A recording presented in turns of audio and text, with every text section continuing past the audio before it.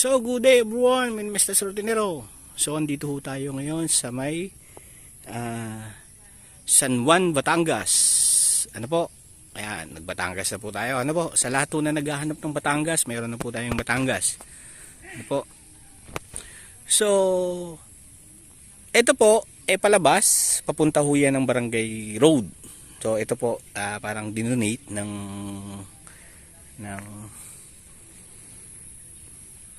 mga may-ari ho dito para po makadaan po yung mga dyan at saka ito.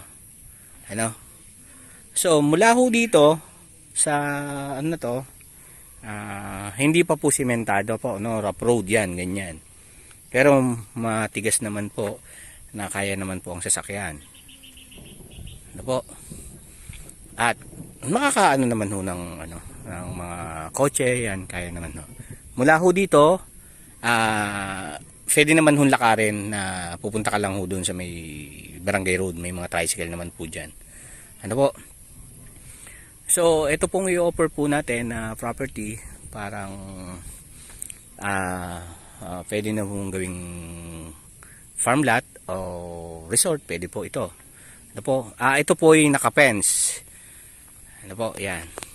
Naka-fence na po yung yung bakod, no? Ayan, sementado po yun, fence. Ano po, yung harapan lang ang walang fence. Ang bakod niya, ayan. Yan, parang barbed wire. Ayan. So, ano po, sa loob po ito, ha? Ayan. So, may gate. Ayan, ayan lang po yung gate niya. Ano po, ito po, ang sukat po nito is 5,051 square meter. Ano po? So, ang papeles po nito is CLOA, no? Parang tax stick lang din po yung pinanghahawakan nila kasi yung CLOA po is marami po yung nagmamayari po. Ano po? So, yan. Pero pwede na ho yan magpagawa. Ayan, nakapagpagawa naman ho siya. So, ito po, kasama na po yan sa lahat ng bilihan. Yan, kasi nakapag-fence na po siya, gumastos na po siya, may bahay na po ito. Ayan. Ayan. So, ayan. Ito po ay pwede na hong gawing resort or bakasyonan. Ano po? Anytime, pwede na ho kayong magpunta rito kung ito po yung magustuhan nyo. Ano po? Ayan. Meron na po siyang, yan, may ano ho ito, parang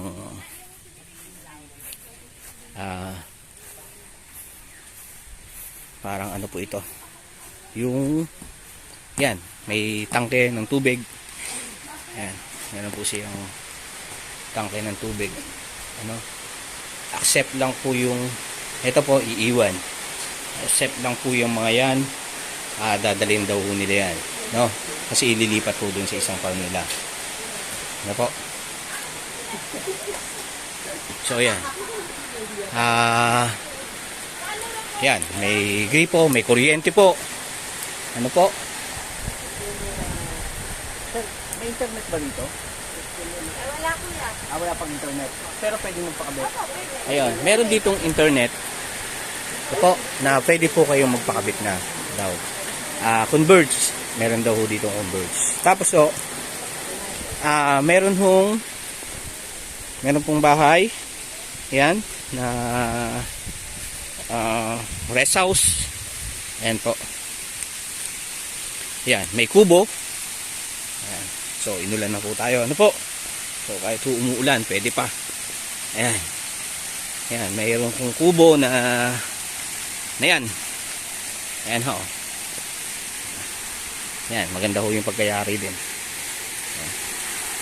So, mayroon dun nung caretaker to. Ano po? Ayan. Meron pong fashion hall. Ano ho bang tawag dito? Ayan, meron ho siyang hall. No? Ang hindi ho kasama, yung mga nabubuhat. Ito po, hindi po kasama. Yan po, yung mga lamesa, yung mga rep, hindi ho kasama. Ano po? Basta po yung lahat na pwedeng buhatin hindi daw ho kasama. Ano po? Inuulit ko po. Ayan ho. Yung mga nabubuhat to, hindi ho kasama.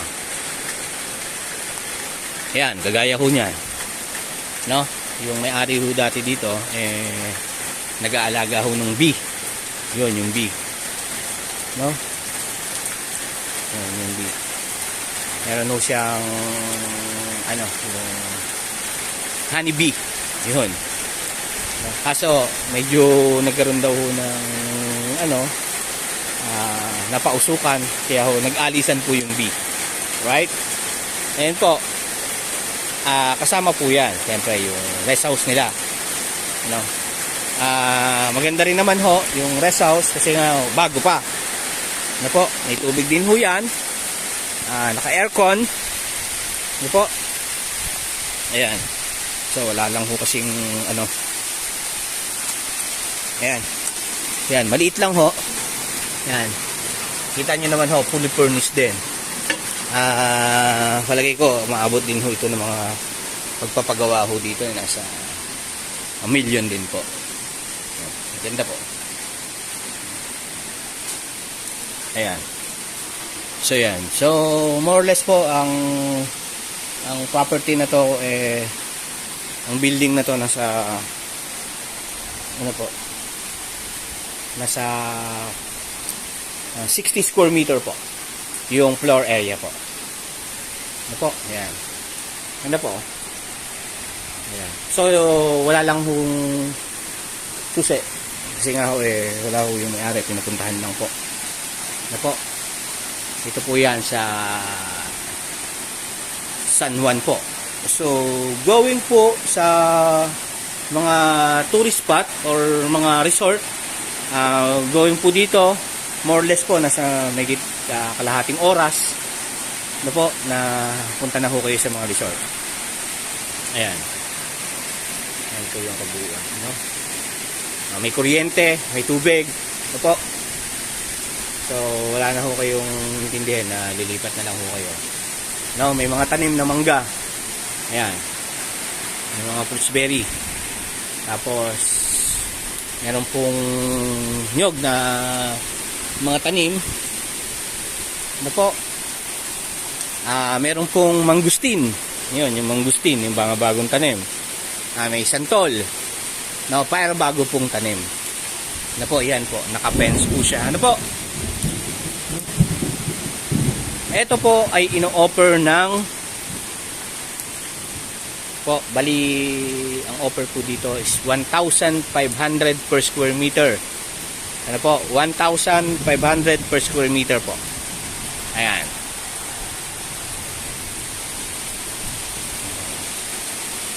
So yan, negotiable naman po yan. Meron na ho kayong resort.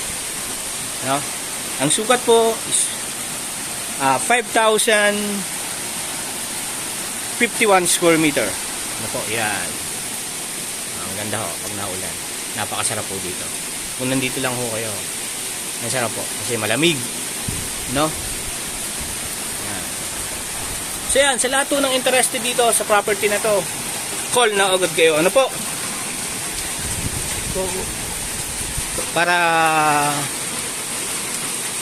sa lahat na naghahanap ng mga gantong property, baka ito na po ang inyong dream. Ayan, napakaganda po. So, flatland. Kaya ko lang ho kayo. Ito po ay Kloa, na hindi pa po naayos lahat. Ang tax deck lang ho ito, Amilyar lang po, at yung mga building lang po yung binabayaran po. So, na lang natin na maayos po lahat. So, depende naman ho ito sa pag-uusapan. Pwede ko po itong ayusin. Ayan. Sa lahat lang po ng gusto po na itong property na to. So, yun. Thank you so much po and God bless po. My name is Nestor Ortinero. Watch my video and subscribe po, Huwag niyo pong kakalimutan mag-subscribe para lagi po kayong update sa ating mga binablog na bagong video. Yan na po, yung mga naghahanap po ng Batangas, pagkakataon nyo na po ito. Maraming salamat po. Thank you so much po.